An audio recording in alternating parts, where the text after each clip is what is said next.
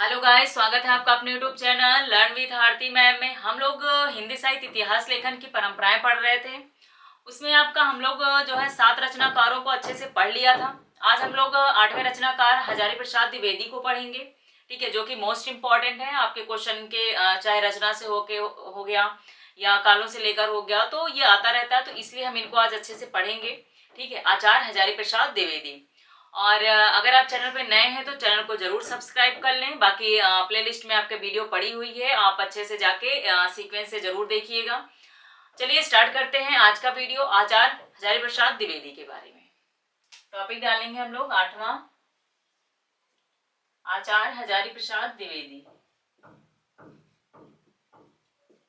आचार्य हजारी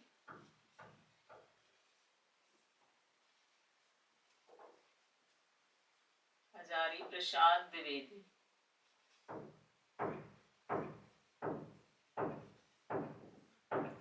इनकी रचना की बात करें तो इनकी रचनाएं कौन कौन सी हैं? तो हिंदी साहित्य की भूमिका 1940, हिंदी साहित्य का उद्भव एवं विकास 1952, हिंदी साहित्य का आदिकाल 1953 में लिखा गया है। ठीक है, तो बहुत ज्यादा इंपॉर्टेंट है, चाहे रचना हो गई या रचना काल हो गया इनका, तो दोनों को आपको अच्छे से लर्न करना है और तीनों रचनाओं को अच्छे से दिमाग में बैठाना है। कोई भी आपका क्वेश्चन बन सकता है कि आपके चौथा ऑप्शन कोई भी जो है रचना से रिलेटेड हो सकता है। ठीक है, तो इन 3 रचनाओं को अगर आपको याद रहेगा तो आप बता ले जाओगे कि इसमें कौन सा हजारी प्रसाद द्विवेदी की रचना नहीं है। ठीक है, तो तीनों का नाम अच्छे से याद रखिएगा। पहले रचना इनकी कौन सी है? रचना फर्स्ट, हिंदी साहित्य की भूमिका। हिंदी साहित्य की भूमिका। हिंदी साहित्य की भूमिका कब लिखी गई है? तो 1940 में। दूसरी रचना हो गई इनकी हिंदी साहित्य का उद्भव एवं विकास। हिंदी साहित्य का उद्भव एवं विकास। उद्भव एवं विकास। हिंदी साहित्य का उद्भव एवं विकास 1952। तीसरी रचना कौन सी है? हिंदी साहित्य का आदिकाल। हिंदी साहित्य का आदिकाल।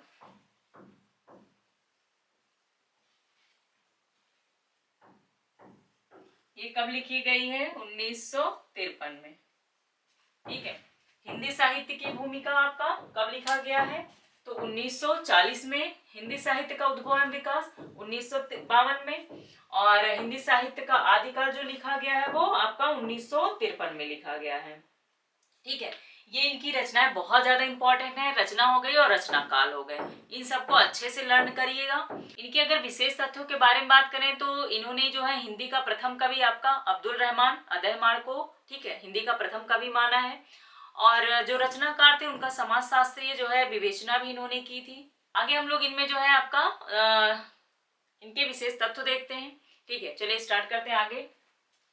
ये रचनाएं इनके अच्छे से इनको याद रखिएगा। ठीक है, ये रचना हो गई इनकी और रचनाकाल। आगे डालेंगे विशेष तथ्य।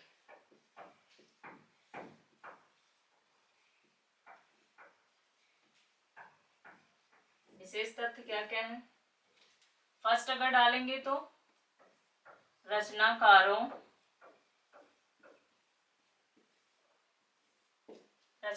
का मूल्यांकन करने में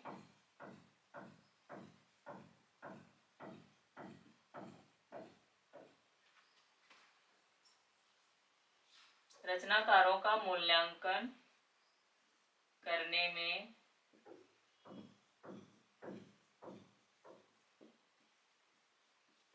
समाज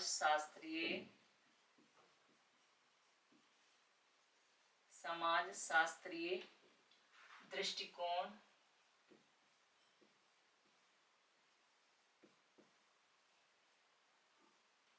समाजशास्त्रीय दृष्टिकोण अपनाया। ठीक है, ये पॉइंट याद रखिए, रचनाकारों का मूल्यांकन करने में समाजशास्त्रीय दृष्टिकोण अपनाया है। और दूसरा पॉइंट डाले तो रामचंद्र शुक्ल के वीर गाथा काल को आदिकाल कहा। दूसरा पॉइंट डालें, शुक्ल जी के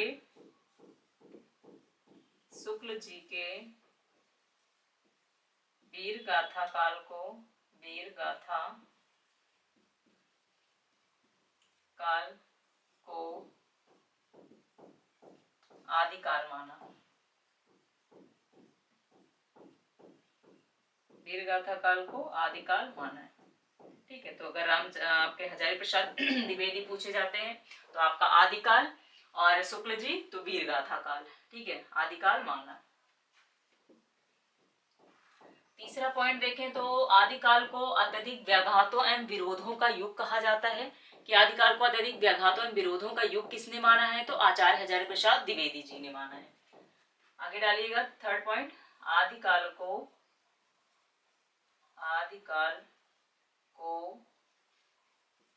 अत्यधिक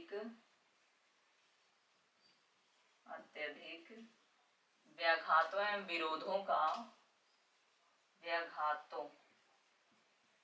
विरोधों एवं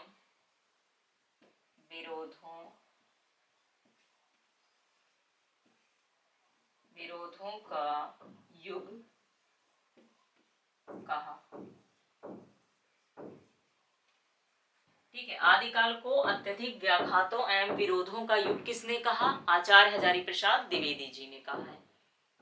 इनका चौथा पॉइंट देखें तो भक्ति काल को इन्होंने एक नई दुनिया कहा था। ठीक है, भक्ति काल को क्या कहा? एक नई दुनिया कहा था।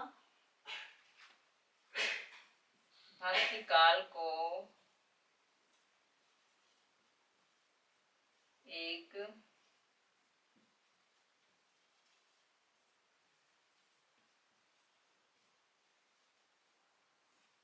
को एक नई दुनिया कहा द्विवेदी जी ने।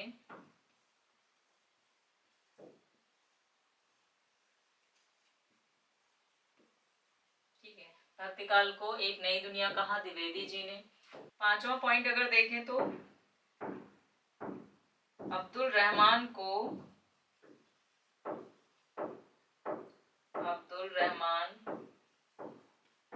जिन्हें अब्दुल रहमान या अदहमाण भी कहा जाता है,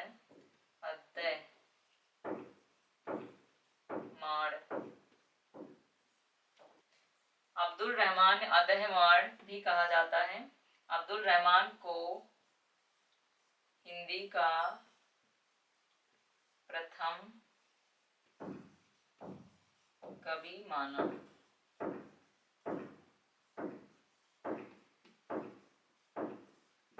ठीक है, इन्होंने अब्दुल रहमान को हिंदी का प्रथम कवि माना है। ये पॉइंट्स थे आपके, पहले इतना देख लीजिएगा। रचनाकारों का मूल्यांकन करने में इन्होंने समाजशास्त्रीय दृष्टिकोण अपनाया है। और जो शुक्ल जी ने आदिकाल को वीर गाथा काल माना, तो आपके हजारी प्रसाद द्विवेदी ने आदिकाल कहा था। ठीक है, भक्ति काल को अत्यधिक व्याघातों एवं विरोधों का युग कहा है। भक्ति काल को एक नई दुनिया कहा है द्विवेदी जी ने। अगर भक्ति काल को एक नई दुनिया किसने कहा है? तो आपके द्विवेदी जी ने कहा। अब्दुल रहमान या अदहमाण को हिंदी का प्रथम कवि माना है। ठीक है, प्रथम कवि किसे माना है? अब्दुल रहमान या अदहमाण, इन्हीं का अदहमाण भी कहा जाता है इनको। तो चाहे ऑप्शन में आपके अब्दुल रहमान है या अदहमाण है तो आप मारिएगा। ठीक है, हिंदी का प्रथम कवि माना जाता है, या अब्दुल रहमान पर या अदहमाण कहा जाता है इनको। आगे देखिए, इसमें हम लोग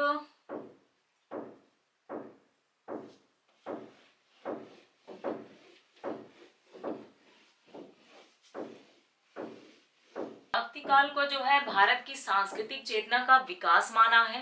आपका हजारी प्रसाद द्विवेदी ने भारत की सांस्कृतिक चेतना का विकास माना है भक्ति काल को। ठीक है, छठा पॉइंट लिखेंगे इसमें, भक्ति काल को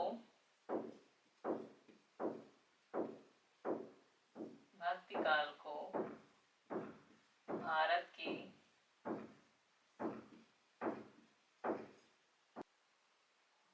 सांस्कृतिक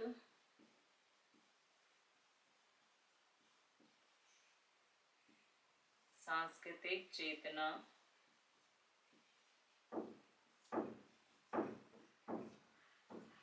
भक्ति काल को भारत की सांस्कृतिक चेतना के विकास का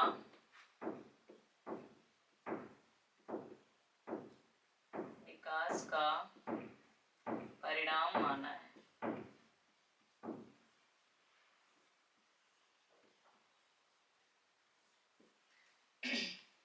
ठीक है, भक्ति काल को भारत की सांस्कृतिक चेतना के विकास का परिणाम माना है।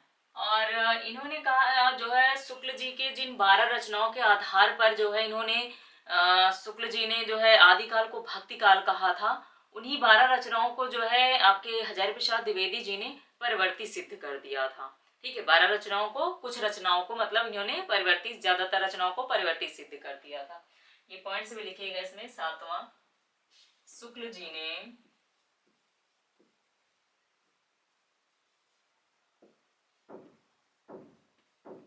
जिन 12 रचनाओं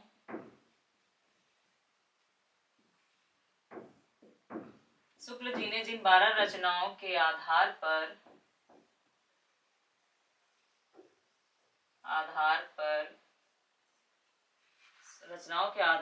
आदिकाल को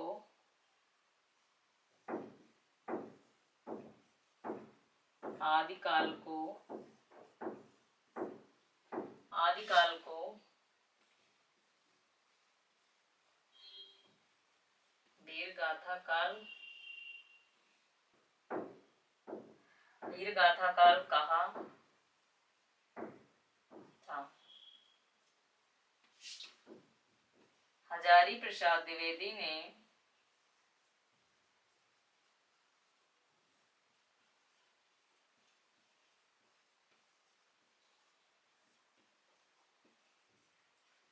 वीर गाथा काल कहा था। हजारी प्रसाद द्विवेदी ने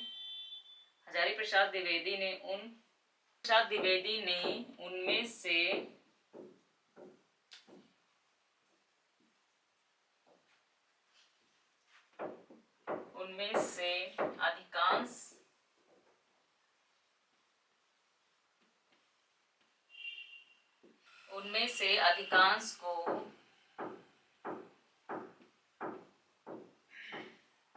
परिवर्तित सिद्ध किया।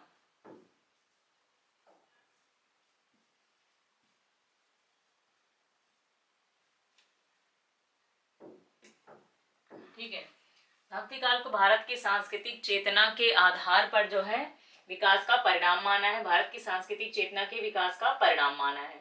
और शुक्ल जी ने जिन 12 रचनाओं के आधार पर आदिकाल को वीर गाथा काल कहा था, क्योंकि विशेषताओं के आधार पर लिखे जो है इन्होंने वीर गाथा काल माना था। ठीक है, तो हजारी प्रसाद द्विवेदी ने उनमें से अधिकांश को परिवर्तित सिद्ध कर दिया था। ठीक है, ये इनके इम्पोर्टेंट पॉइंट्स थे कि जो है बहुत ज्यादा आपके कह सकते हो इम्पोर्टेंट थे। अत्यधिक व्याघातों एवं विरोधों का युग कहा, अब्दुल रहमान को हिंदी का प्रथम कवि माना है, और आपके भक्ति काल को भारत की सांस्कृतिक चेतना के विकास का परिणाम माना है, और 12 रचनाओं को इन्होंने परिवर्तित सिद्ध कर दिया द्विवेदी जी ने, अधिकांश रचनाओं को।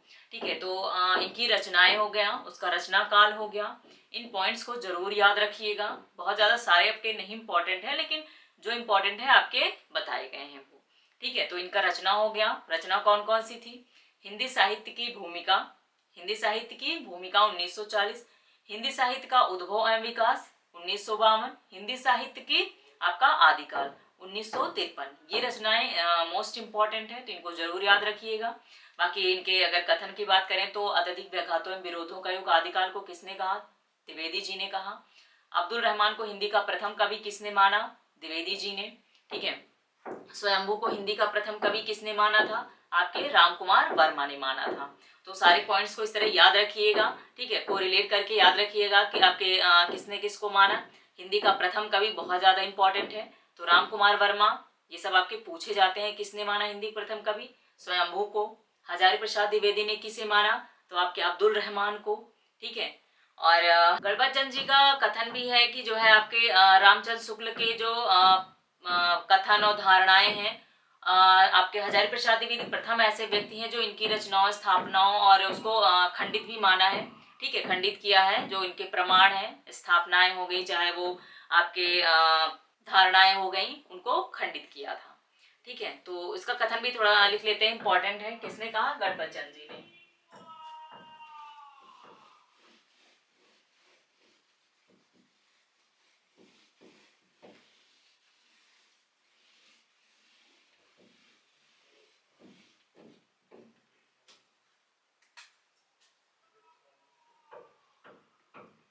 डलेगा संभवतः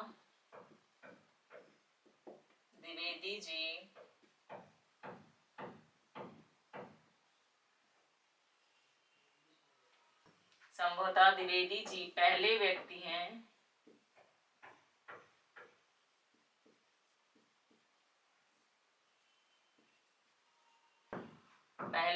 संभवतः द्विवेदी जी पहले व्यक्ति हैं जिन्होंने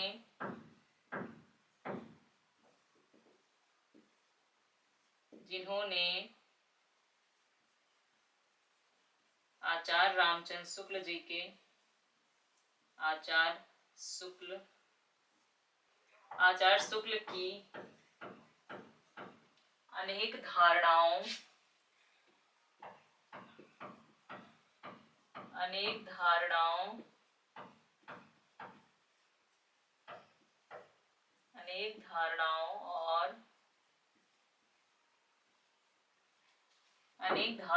और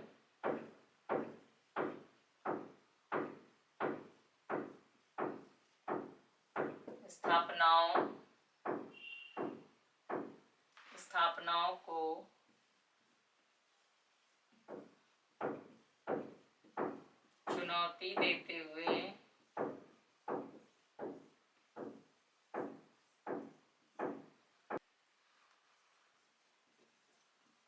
चुनौती देते हुए सबल प्रमाणों के आधार पर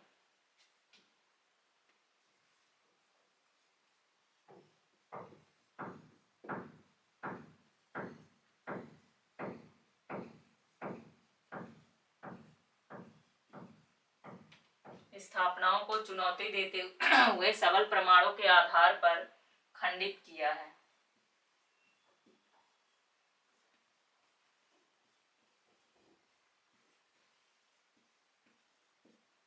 ठीक है, चुनौती देते हुए सबल प्रमाणों के आधार पर खंडित किया है। किसका कथन है ये? डॉक्टर गणपति चंद्र गुप्त। ठीक है, डॉक्टर गणपति चंद्र गुप्त कौन है? गणपति चंद्र गुप्त हैं आपके।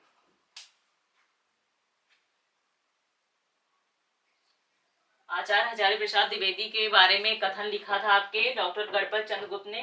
संभवतः द्विवेदी जी पहले व्यक्ति हैं जिन्होंने आचार्य शुक्ल की अनेक धारणाओं और स्थापनाओं को चुनौती देते हुए सबल प्रमाणों के आधार पर खंडित किया था। ठीक है, तो ये आपके कथन है, इसको जरूर याद रखिएगा। डॉक्टर गणपत चंद जी का कथन है ये। और बाकी जितना हजारी प्रसाद द्विवेदी के बारे में लिखाया गया सभी इंपॉर्टेंट है, तो इनके बारे में अच्छे से पढ़ लीजिएगा। बाकी जो पिछले भी टॉपिक आपके करवाए गए हैं उसमें क्या इंपॉर्टेंट है, क्या नहीं, आपको क्या पढ़ना है, क्या नहीं पढ़ना है, वो भी साथ में आपको बताया जाता है। ठीक है, तो आपको देखना सब कुछ है, सब कुछ आपको एक तरीके से आपको एक बार पढ़ना भी है, लेकिन आपको क्या क्या इंपॉर्टेंट है, क्या आपको रखना है हमेशा, तो वो इम्पोर्टेंट आपको बताया जाता है, ताकि आप कुछ चीजें हैं उसको हमेशा आपको रटते रहो, लर्न करते रहो। ठीक है, समझ के चाहे लर्न करिए, इस तरह आप लर्न करते रहिए। बाकी PYQ भी लगाते रहिए ताकि पेपर के समय प्रेशर ना रहे बिल्कुल भी। ठीक है, तो साथ साथ में जितना पढ़िए उसको PYQ के थ्रू भी लगाते रहिए। खुद से भी अगर हो सके तो बनाइए इसका। ठीक है, तो जितना अच्छे से आप पढ़ेंगे उतना ही अच्छा पेपर में जो है आपका प्रदर्शन अच्छा रहेगा। तो आगे मिलते हैं हम लोग। आपके दो टॉपिक और बचे हुए हैं। ठीक है, तो एक ही वीडियो में कंप्लीट हो जाएगा आपका, बहुत ज़्यादा नहीं है उनके बारे में। तो मिलते हैं नेक्स्ट वीडियो में। Okay guys, thank you.